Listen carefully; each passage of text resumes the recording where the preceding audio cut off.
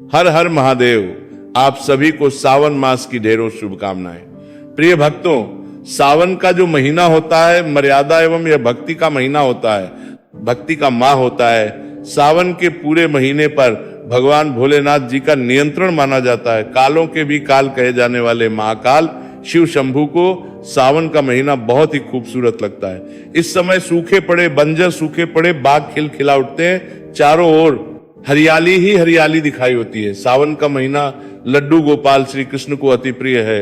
अपने बाल गोपाल रूप में भगवान लड्डू गोपाल वृंदावन में सावन स्नान अवश्य करने आते हैं। श्री कृष्ण सखियों के साथ मिलकर वर्षा आदि में स्नान करते हैं और नृत्य आदि करते हैं। भक्तों, ऐसा माना जाता है कि सावन के पूरे महीने भर भगवान भोलेनाथ जी की पूजा पाठ करने से वह शीघ्र ही प्रसन्न होते हैं। सावन का पूरा महीना भगवान भोलेनाथ का प्रिय महीना है। इसकी अनेक पौराणिक कथाएं एवं धार्मिक मान्यताएं भी हैं। भक्तों, जन साधारण लोग किसी और महीने में संयम नियम का पालन करें या ना करें, लेकिन सावन के महीने में संयम एवं नियम का पालन करते हैं। सावन में जो लोग व्रत आदि करते हैं तो उन्हें पूरे महीने भर लहसुन प्याज तथा किसी का झूठा भोजन भी नहीं करना चाहिए, क्योंकि इस समय व्रतधारी भगवान शिव की शरण में होता है। तो आप कोई भी ऐसा पाप ना करें जिससे भगवान शिव क्रोधित हो जाएं। तो आज की जो वीडियो है बहुत ही सुंदर है, ज्ञानवर्धक जानकारी है।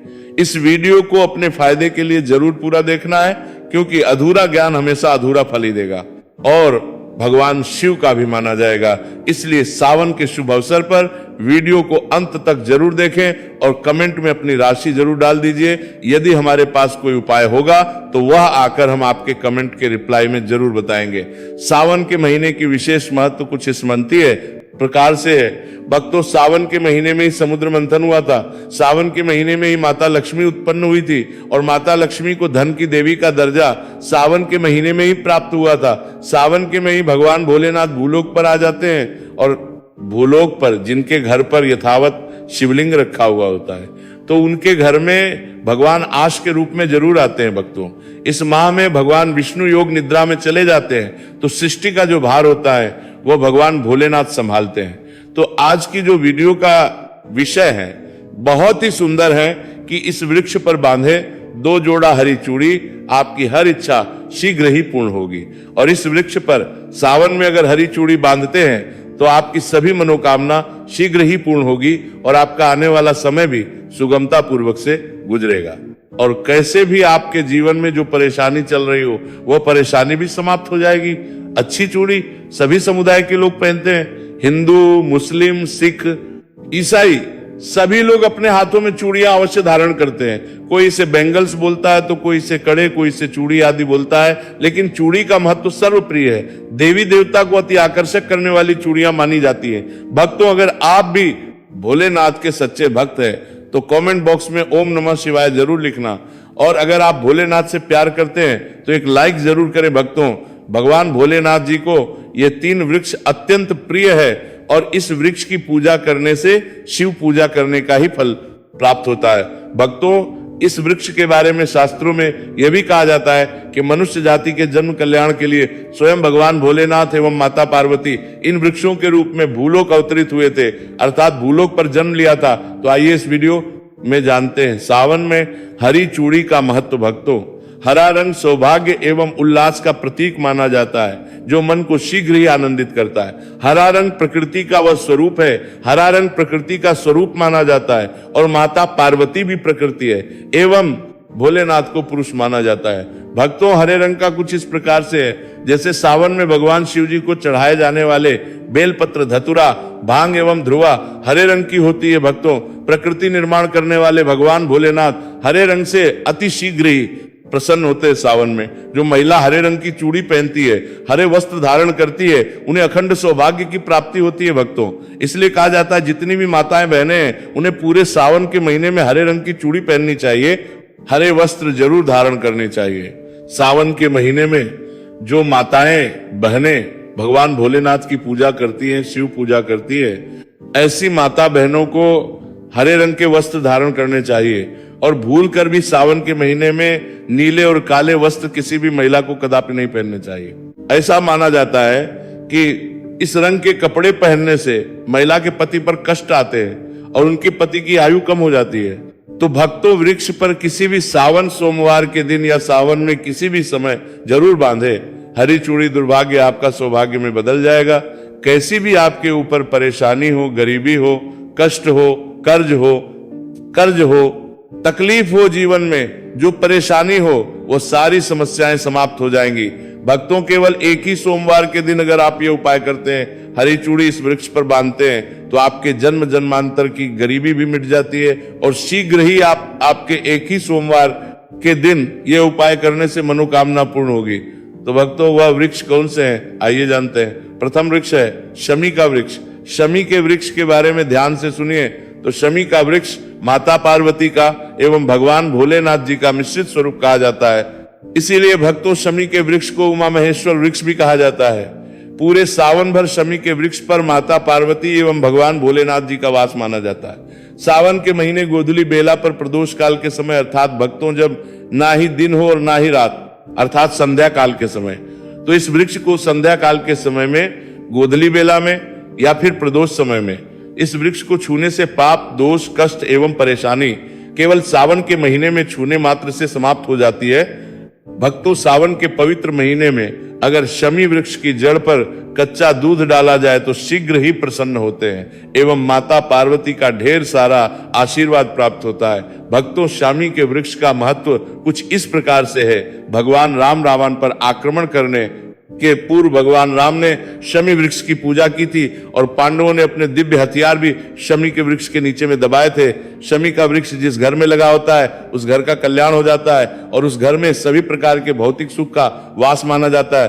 तो भक्तों सावन के किसी भी सोमवार के दिन शमी वृक्ष पर उमा महेश्वर का ध्यान करते हुए 2 जोड़ी हरी चूड़ी एवं हरे रंग का रिबन जरूर बांधना चाहिए या फिर हरे कलर का जो भी आपको श्रृंगार आदि मिल जाए वो आपको जरूर बांधना चाहिए, जैसे कि हरे रंग की मेहंदी, हरे रंग की बिंदी या हरी चूड़ियां जरूर बांधनी चाहिए।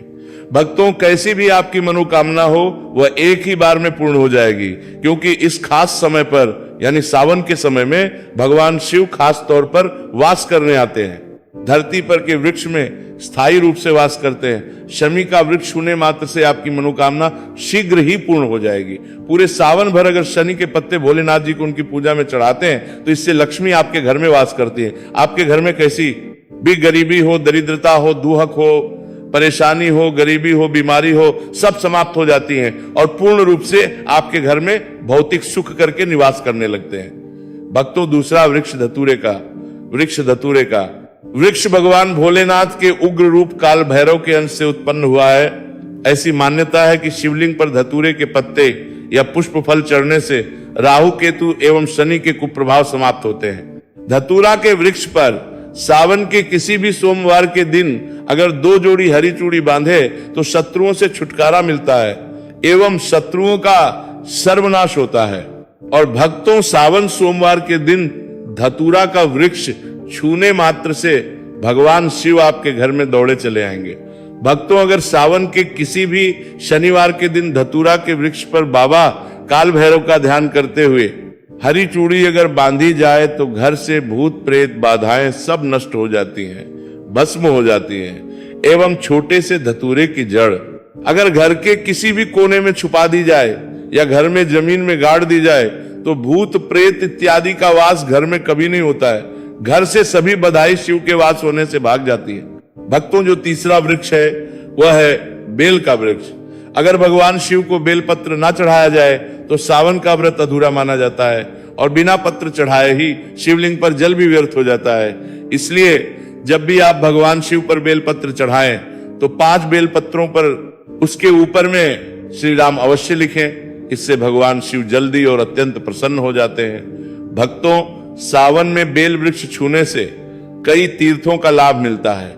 सावन में इस वृक्ष को क्यों छूना जरूरी है, आइए जानते हैं बेल वृक्ष की महिमा को। बेल का वृक्ष में आप लोगों को कई बार कई कथा में बता चुका हूं कि ये जो बेल का वृक्ष है माता पार्वती के स्वरूप कहा गया है। तो ये वृक्ष माता पार्वती के पसीने से उत्पन्न हुआ है। उसके बीच स्कंद पुराण में बहुत ही स्पष्ट तरीके से बताया गया है।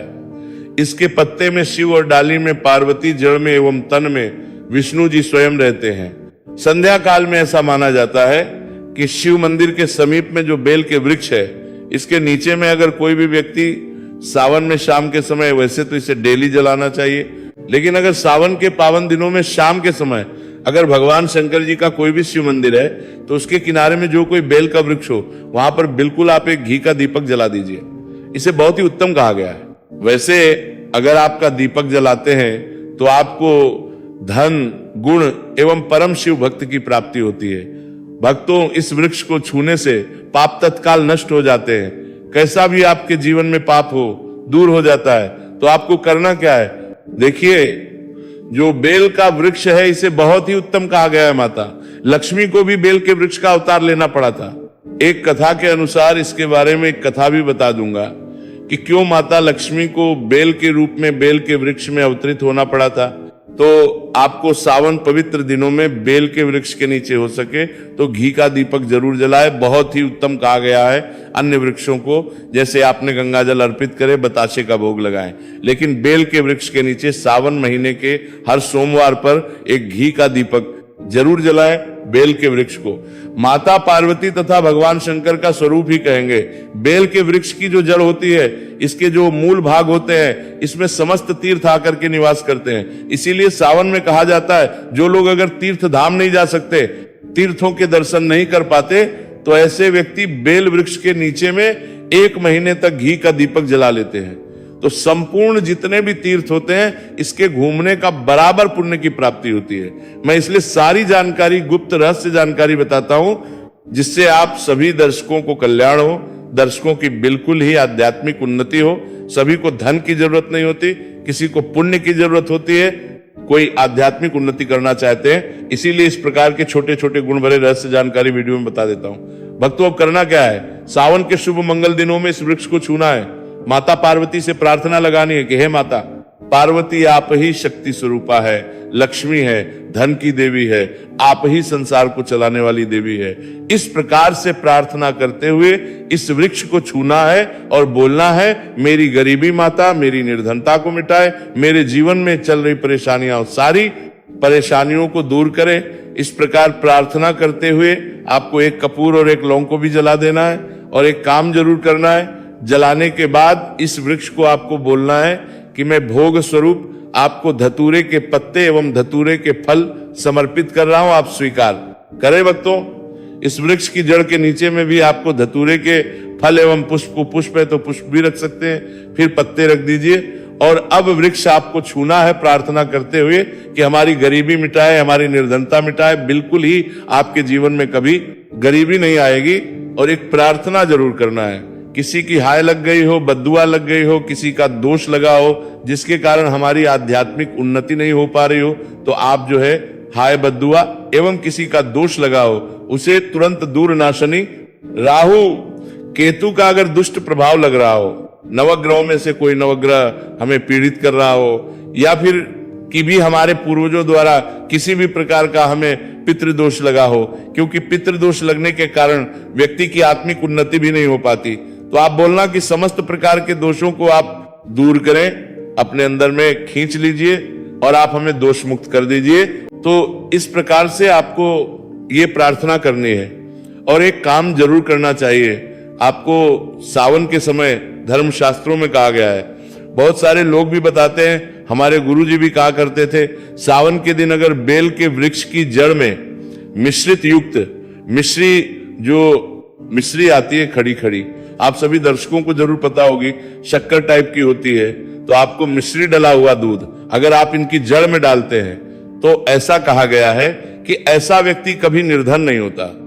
ऐसे व्यक्ति के जीवन से किसी भी प्रकार से अगर लक्ष्मी रुष्ट हो चुकी हो, ऐसे व्यक्ति पर मां लक्ष्मी भी प्रसन्न होती है, व्यक्ति के जीवन में धन का अभाव नहीं होता, ऐसे व्यक्ति फिर रोग रहते हैं, निरोग काया प्राप्त होती है। आप चाहते हैं तो यही क्रिया निम्न के वृक्ष पर भी कर सकते हैं। नीम के वृक्ष पर माता लक्ष्मी निवास करती है, समस्त दैवीय शक्ति निवास करती है। नीम के वृक्ष में अगर आप जो है सावन के शुभ मंगल दिनों में आपको 1 गिलास या फिर 1 लोटे सामर्थ्य के अनुसार तांबे के लोटे में आपको दूध डाल करके इनके अंदर जो है अभिषेक करना चाहिए, इनकी जड़ में डालना चाहिए, लेकिन आपको मीठा दूध ही डालना है, मिला हुआ आपको चढ़ाना है, इनकी जड़ में डालना है।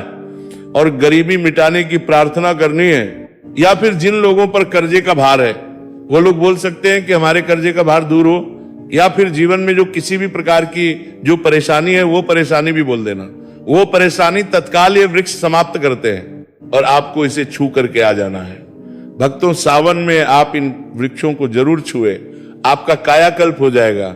भगवान शिव आपके मेहरबान हो जाएंगे, आपकी भक्ति की कामना आराधना पूर्ण हो जाएगी। तो अगर आप महादेव की कृपा प्राप्त करना चाहते हैं और उन्हें अपने घर पर बुलाना चाहते हैं तो कमेंट बॉक्स में लिखें भगवान शिव आपका स्वागत है हमारे घर में, हर हर लिख दानी लहरे का लेकर। महादेव ओम नमः। सावन में छोटी छोटी कन्याओं को चूड़ियां भेंट करने से, बिंदी भेंट करने से, पायल भेंट करने से, कंगा भेंट करने से और अपने हाथों से खुद उनकी कलाइयों में चूड़ियां पहनाने से 9 देवी अर्थात ब्रह्मांड की देवी प्रसन्न होती है। माता लक्ष्मी, माता काली, माता सरस्वती, तीनों देवियों का भरपूर आशीर्वाद प्राप्त होता है। भगवान भोले बाबा की कृपा बरसती है, माता पार्वती की कृपा बरसती है, माता लक्ष्मी दोनों हाथों से धन की वर्षा करती है, कन्याओं साक्षात देवी मां बसती है। तो अगर कृपा पाना है तो सावन में छोटी छोटी कन्याओं को ये चीजें भेंट अवश्य करें। ये मौका हाथों से मत जाने देना। साल में एक ही बार आता है सावन का पवित्र महीना, तो कन्याओं को अवश्य बांटे। ये सभी सामग्री आपका बेड़ा पार लग जाएगा। भक्तों, अगर आपको हमारी वीडियो पसंद आई हो तो कृपया इसे लाइक जरूर करें, और अगर आप हमारे चैनल पर नए हैं तो चैनल को सब्सक्राइब जरूर करें। धन्यवाद।